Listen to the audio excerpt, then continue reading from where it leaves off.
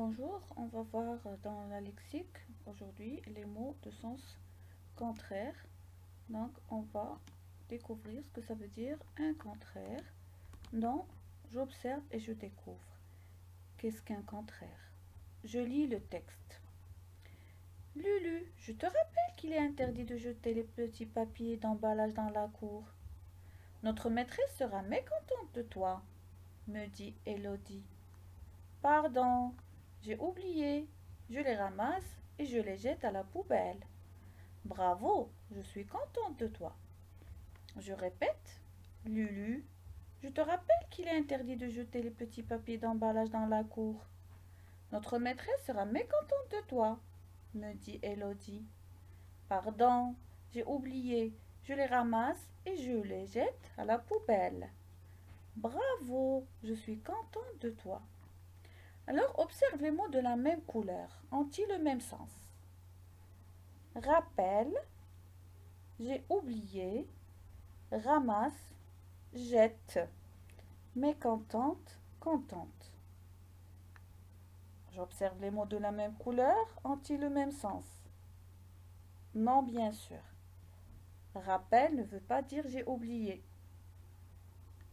Rappeler, ce n'est pas oublier.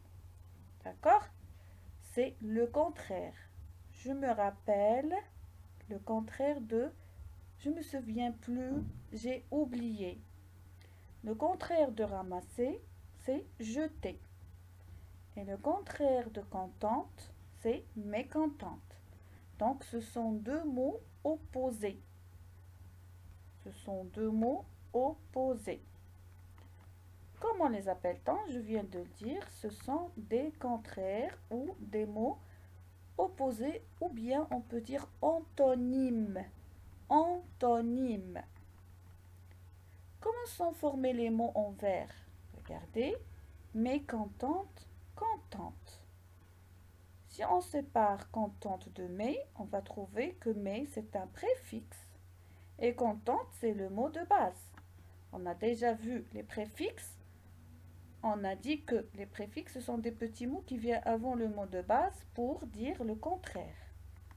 Il y en a beaucoup, comme mais, des, ir, in, im. Quelles sont les deux façons d'obtenir des mots de sens contraire? Quand on vient de le voir, soit on trouve un mot différent, soit on ajoute un préfixe. Alors, les mots de la même couleur sont rappel, j'ai oublié, mécontente, contente, ramasse, jette. Ils n'ont pas le même sens. On les appelle des mots contraires. Ce sont les réponses de ces questions. Les mots en vers content et mécontent sont des contraires. On a ajouté le préfixe mais au mot content pour trouver son contraire. Pour trouver le contraire d'un mot, il y a deux façons. En ajoutant un préfixe au mot de base ou bien en donnant un mot qui veut dire le contraire. Et pour trouver le contraire, je peux utiliser bien sûr le dictionnaire. D'autres exemples. Heureux est un mot de sens opposé et un contraire du mot malheureux. On a ajouté le préfixe mal au mot heureux pour obtenir le contraire du mot. On obtient alors le mot malheureux. Exemple 2. On a poli, on a ajouté le préfixe im, impoli. Satisfait, on a ajouté in, insatisfait. Rangé, on a ajouté dérangé. Comme je viens de le dire, l'astuce c'est pour trouver les contraires d'un mot, pensez à utiliser un dictionnaire. Alors, quelle est la nature des antonymes? Des antonymes, ce sont les contraires. C'est un autre mot qui veut dire contraire. Un mot et les mots de sens opposé sont de même nature.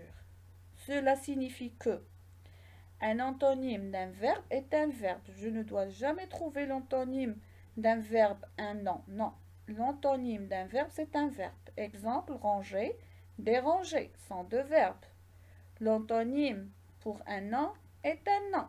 Exemple, chômeur, travailleur sont deux noms. Et l'antonyme d'un adjectif c'est un adjectif. Hein? il est vieux, il est jeune, il est petit, il est grand. Un mot et les mots de sens opposé sont de même nature. Cela signifie que un antonyme d'un verbe est un verbe, comme dans l'exemple ranger, déranger, sont deux verbes. L'antonyme pour non est un nom, comme dans l'exemple chômeur, travailleur, sont deux noms. Donc je retiens que vous allez trouver sur votre manuel de lecture la page 117. Les contraires sont des mots qui ont un sens opposé. Deux mots contraires appartiennent à la même classe de mots. Le contraire d'un mot est un nom. Le froid, la chaleur, pardon, ici c'est le contraire d'un nom est un nom. Le contraire d'un nom est un nom.